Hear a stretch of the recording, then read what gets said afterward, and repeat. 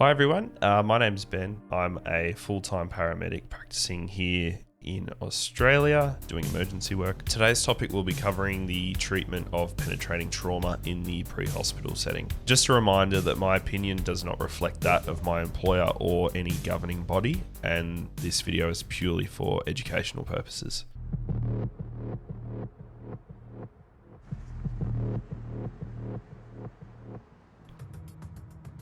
We've reached the ambulance. Is the patient conscious and breathing? Somebody stabbed him on the neck. Okay. Do you know if he's breathing? He's breathing at the moment, yes. He needs the ambulance quick as possible. A lot of blood coming out. Is the blood spurting out? Yeah. It is, my love. Okay. Oh my God. Just keep pressing on his neck, my love. We're coming as quick as we can. Oh God, I've never seen anything like this. Right, so obviously there's just emergency calls coming to the call taker, and they're talking about a penetrating injury to the neck with what sounds like a knife. Obviously in the neck you've got lots of major blood vessels, which I'll show up here, kind of an outline of what you've got going on. But obviously you've got the risks of potentially losing enough circulating blood to cause, hypoxia to your brain, hypoxia to your heart, that type of thing, and you'll lose consciousness and eventually go into traumatic cardiac arrest. So potentially a very serious injury and place to be stabbed. We're on the way to someone who's been stabbed in the neck and it's spurting, and there aren't any crews there yet, but they're going to let us know when someone gets there.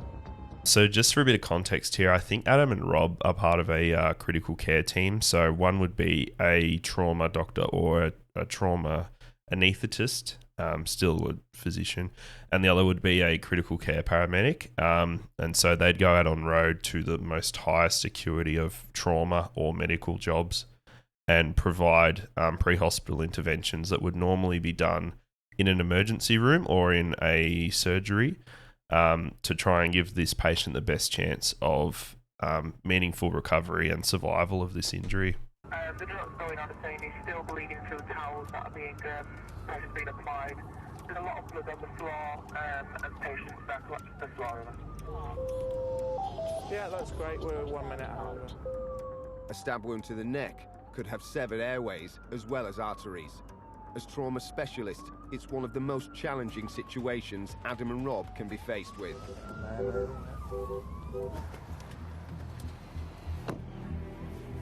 So normally, what they might be thinking is, all right, arriving on scene, they might have a quick look at the situation from the inside of the car. So that's why they're not running in, that type of thing. So give you a kind of a sense of the broader picture of what is actually going on in the scene. What they might need to think about extrication-wise, whether they might see, things like blood going into the gutter. So maybe this patient's lost a bit more blood than actually appears to be on the ground.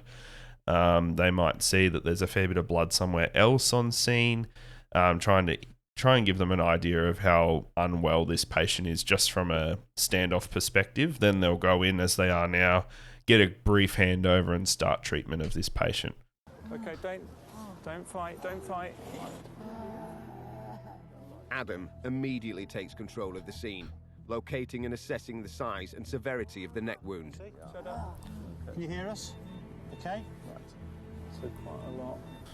What's wrong with your breathing? We get the trolley. Okay, guys. So those noises there potentially could be airway involvement from the penetrating trauma injury to this patient's neck. So the doctor will make a rapid assessment on whether the patient's maintaining his own airway appropriately. Also, another point to raise is that there's a fair bit of blood on these towels and on the ground, and that can sometimes be a bit deceptive on how little or how much the patient has actually lost blood volume-wise. So that's something that I have no doubt they're very mindful of on scene here. Here. Okay, so we've got one behind me here.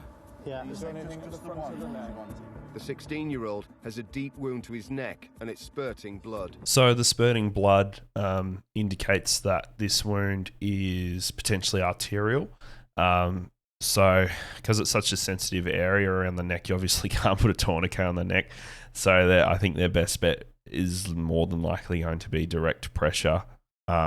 Some services use hemostatic gauze with special chemicals on the gauze that can aid in blood clotting.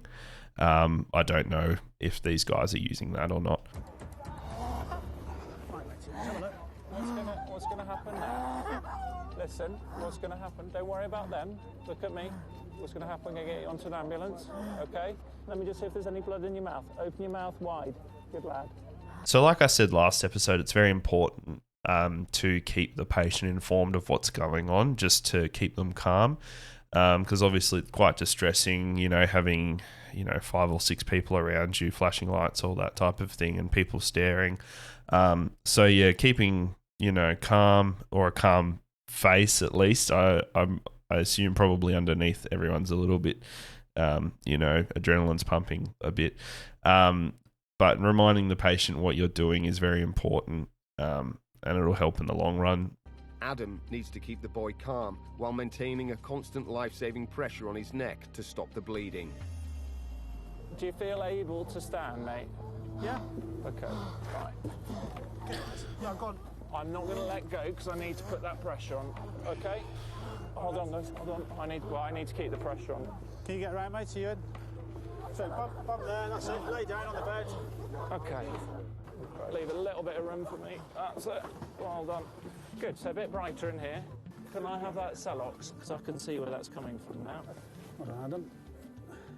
Using a gauze coated with a blood-clotting agent, Adam manages to stabilise the wound as much as possible to prepare for the journey. So that's what I spoke about before. So obviously these guys carry that special gauze that's coated in certain chemicals that aid in blood clotting, which should assist in stopping the bleeding. You're doing great, mate. You're doing great. Have you got pain anywhere else? No. Okay. 12 minutes after they arrived on scene, Adam and Rob are en route to hospital. Okay. Rob, do you want to carry on looking at access for me? Yeah. So now they're in the back. It was probably very difficult for them to try and get IV access on scene. So you can see here the doctor looks like he's looking for some IV access, because obviously if they need to give fluids or further medications, they can do that via intravenous access. I'm going to do the TXA. Yeah. You can do a set of obs. So they just spoke about a medication called TXA, or tranexamic acid.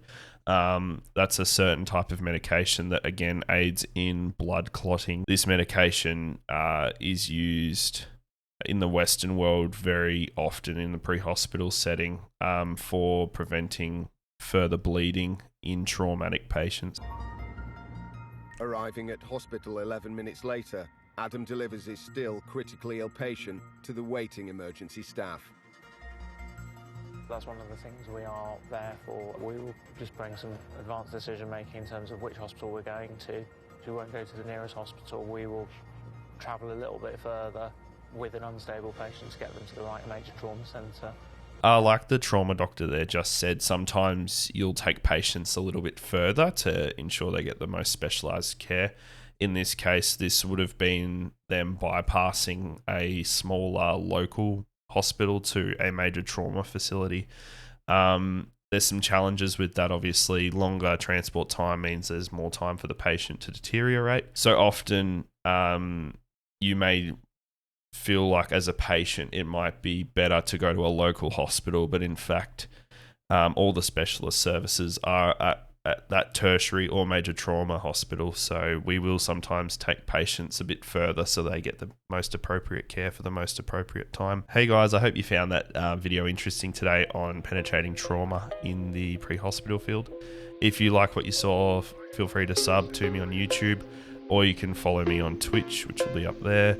I stream a couple times a week, various games. So yeah, I'll see you next time.